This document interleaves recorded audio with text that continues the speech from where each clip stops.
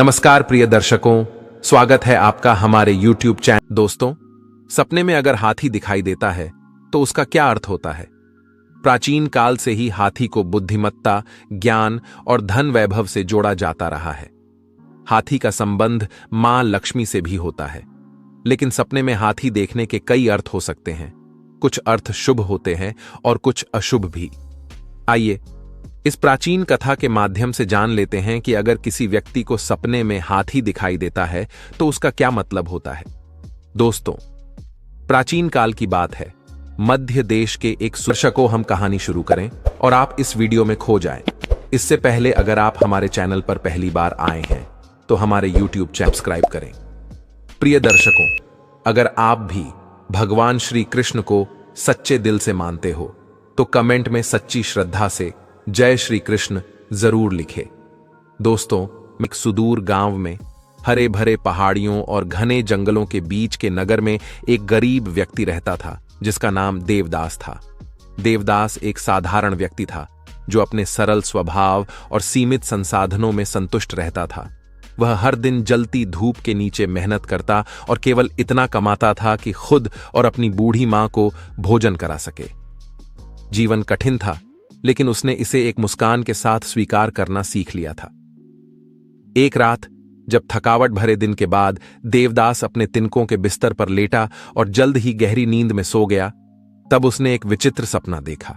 उसने सपने में खुद को एक विशाल खुली जमीन पर खड़ा हुआ पाया। आकाश में सुंदर तारे और चंद्रमा चमक रहे थे।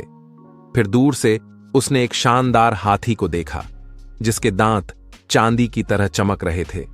हाथी धीरे धीरे देवदास की ओर बढ़ रहा था। उसके बड़े बड़े पैर जमीन पर लगभग कोई आवाज नहीं कर रहे थे।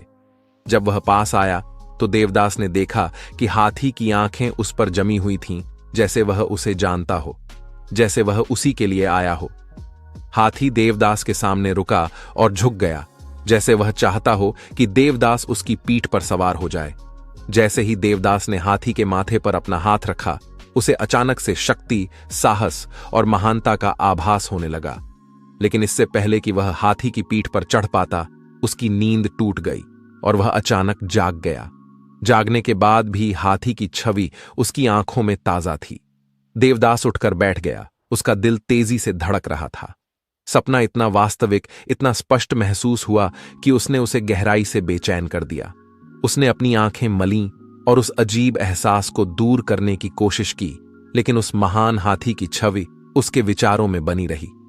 अपने पास जल रहे छोटे से मिट्टी के दीपक की ओर देखते हुए उसने सोचा, इस सपने का क्या मतलब हो सकता है? एक हाथी इतना भव्य और महान मेरे सपने में आ रहा है, लेकिन क्यों? इसका क्या कारण हो सकता है? सुबह उठने के बाद देवदास ने अपनी माता की सेवा की और उसने यह फैसला किया कि वह रात में देखे हुए सपने के अर्थ का पता लगाएगा। क्योंकि वह सपना बहुत असामान्य और महत्वपूर्ण था कि उसे नजरअंदाज नहीं किया जा सकता था। फिर वह एक बुद्धिमान वृद्ध ऋषि महर्षि विभांडक को जानता था, जो पास के जंगल में रहते थे और सपनों की गहरी समझ के लिए प्रसिद्ध थे। देवदास ने सोचा, अगर कोई मुझे इस सपने को समझने में मदद कर सकता है तो वह वही ऋषि हैं। दृढ़ मन के साथ देवदास घने जंगल से होकर चल पड़ा। उस जंगल में ऊंचे ऊंचे वृक्ष थे जो सूर्य के प्रकाश को भी रोकते थे। जंगल की हवा में मिट्टी और पत्तियों की गंध थी और पेड़ों के बीच से पक्षियों की आवाज गूंज रही थी।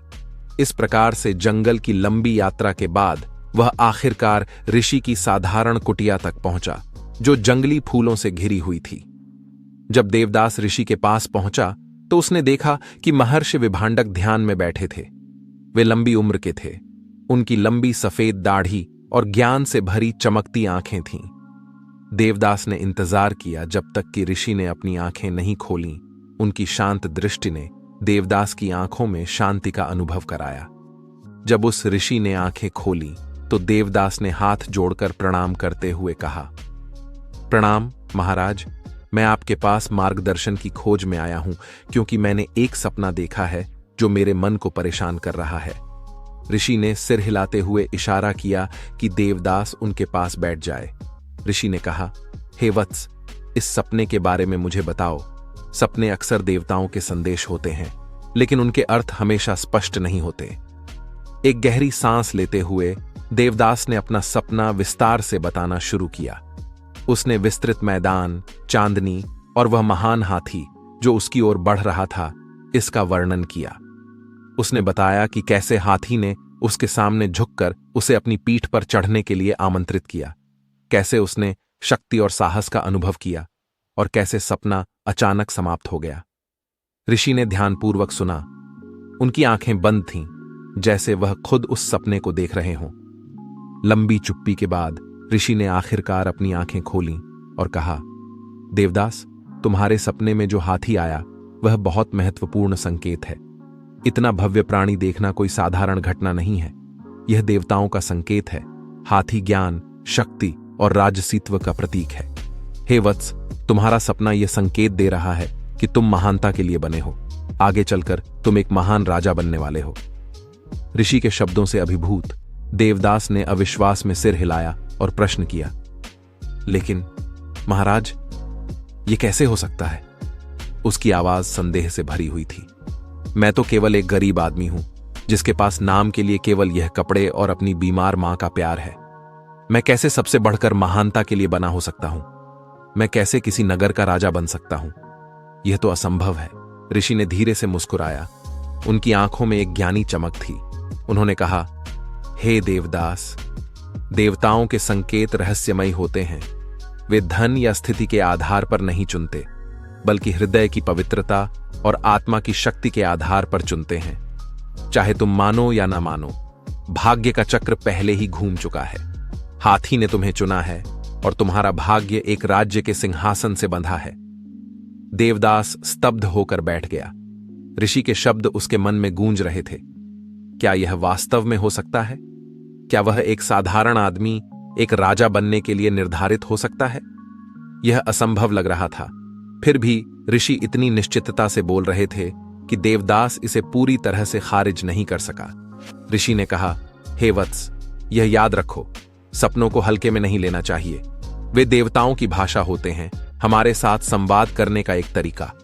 तुम्हारे सपने में हाथी एक मार्गदर्शक है, उस पथ का प्रतीक है जिस पर तुम्हें चलना है। देवताओं की इच्छा पर भरोसा करो और जब समय आएगा तब तुम जान जाओगे कि क्या करना है। देवदास ने ऋषि को कृतज्ञता से धन्यवाद दिया। उसके दिल में अभी भी संदेह था, लेकिन साथ ही उसके मन में आशा की एक किरण भी जल रही थी। वह गांव लौट आया। उसके मन में विचारों का बवंडर था कि उसका भविष्य उसके लिए क्या लेकर आएगा। देवदास जिस नगरी में वास करता था, उस नगरी के राजा चंद्रसेन थे। राजा चंद्रसेन अत्यंत वृद्ध थे और उनकी कोई संतान नहीं थी। वह धर्म, सत्य और न्याय के पालन के लिए प्रसिद्ध थे। उन्होंने जीवन भर अपने प्रजा की भलाई के लिए कार्य किए थे और उनके राज्य में समृद्धि और शांति स्थापित की थी। फिर एक रात राजा चंद्रसेन को भी एक विचित्र सपना आया। राजा चंद्रसेन की वह रात बेचैन नींद की थी और गहरी नींद में उसने भी एक हाथी देखा। लेकिन राजा का सपना देवदास के सपने के विपरीत था। राजा चंद्रसेन का सपना डरावना था। उसके सपने में हाथी बीमार और कमजोर था। उसकी भव्यता केवल उसकी छाया भर थी। वह विशालकाय सुंदर हाथी लड़खड़ाता हुआ राजा की आंखों के सामने जमीन पर गिर गया। उसकी सारी शक्ति समाप्त हो चुकी थी और फिर राजा चंद्रसेन ठंडे पसीने में जाग गया। उनका दिल डर से कांप रहा था। उन्हें पता था कि सपने अक्सर देवताओं के संदेश होते हैं और यह सपना उन्हें डरावना लगा। राजा ने खुद से कहा, इसका क्या मतलब हो सकता है? उनके हाथ कांप रहे थे। उन्होंने सोचते हुए अपने माथे का पसीना पोंछा और सोचा, आखिर देवताओं ने मुझे सपने में ऐसा दृश्य क्यों दिखाया? इसका क्या अर्थ हो सकता है? सुबह जागते ही राजा ने तुरंत अपने राजगुरु महर्षि अंगिरस को बुलाया, जो अपनी बुद्धिमत्ता और दिव्य ज्ञान के लिए प्रसिद्ध थे। राजगुरु जल्दी से आए, राजा की तात्कालिकता को महसूस करते हुए। राजगुरु ने कहा, हे महाराज, मैं आपकी सेवा में हूं। आप चिंतित दिखाई पड़ रहे हैं। आपकी चिंता का क्या कारण है? राजा चंद्रसेन ने अपने सपने में देखे हुए उस दृश्य का सजीव वर्णन किया।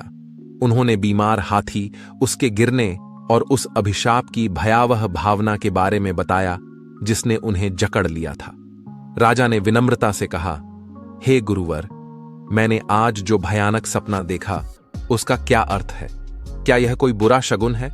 राजगुरु ने ध्यानपूर्वक सुना और हर शब्द के साथ उनके चेहरे पर गंभीरता बढ़ती गई।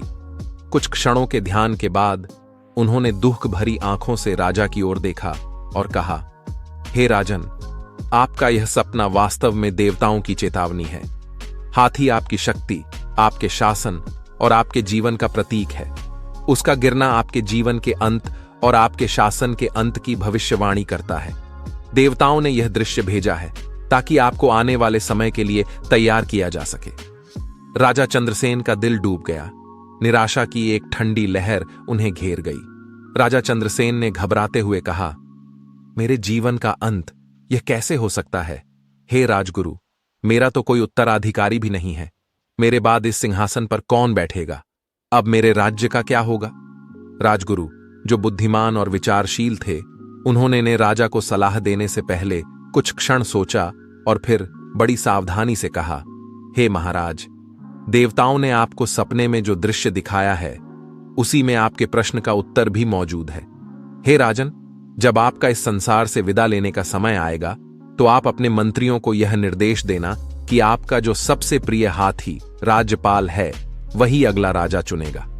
वह हाथी देवताओं की इच्छा से प्रेरित होगा और आपके राज्य के लिए एक नया उत्तराधिकारी चुनेगा जो आपके नगर का राजा बनेगा। इस प्रकार से आपका राज्य बिना शासक के नहीं रहेगा और देवताओं की भी इच्छा पूर्ण हो जाएगी। राजा चंद्रसेन अपनी मृत्यु की खबर से बहुत दुखी थे, किंतु उन्होंने राजगुरु की आज्ञा को शिरोधार्य समझा और स्वीकृति दे दी। उन्होंने राजगुरु से कहा, हे गुरुवर, आप जो कहते हैं वह सत्य ही होगा। मैं आपकी आज्ञा का पालन अवश्य करूंगा। देवताओं के मार्गदर्शन से मेरा हाथी राज्यपाल ही अगला राजा चुनेगा। और इस प्रकार अपने परलोक प्रस्थान से पहले राजा चंद्रसेन ने अपने मंत्रियों को इकट्ठा किया और उन्हें गुरुवर के निर्देशों का पालन करने का आदेश दिया।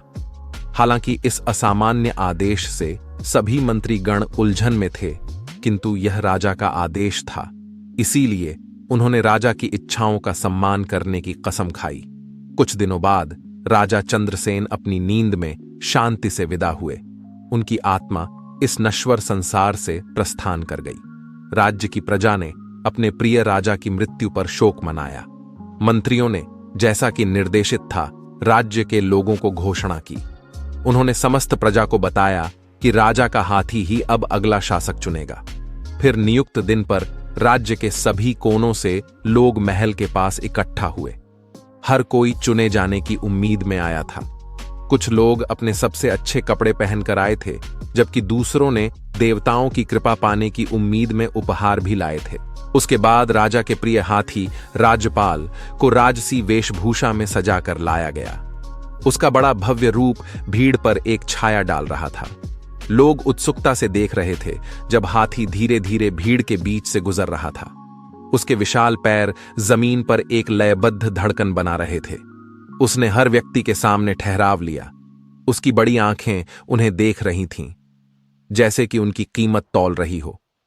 कुछ लोग भीड़ में हाथी को छूने की उम्मीद में पहुंचे, जबकि अन्य चुने जाने की उम्मीद में धीरे से प्रार्थना कर रहे थे। लेकिन हाथी ने किसी को नहीं चुना। वह शानदार कपड़े पहने हुए कुलीनों, धनी व्यापारियों और यहां तक कि सबसे धर्मनिष्ठ पुजारियों के पास से भी गुजर गया। उसने उनमें कोई दिलचस्पी नहीं दिखाई। मंत्रियों ने चिंता करना शुरू किया, क्योंकि हाथी भीड़ में बिना किसी को चुने ही घूम रहा था।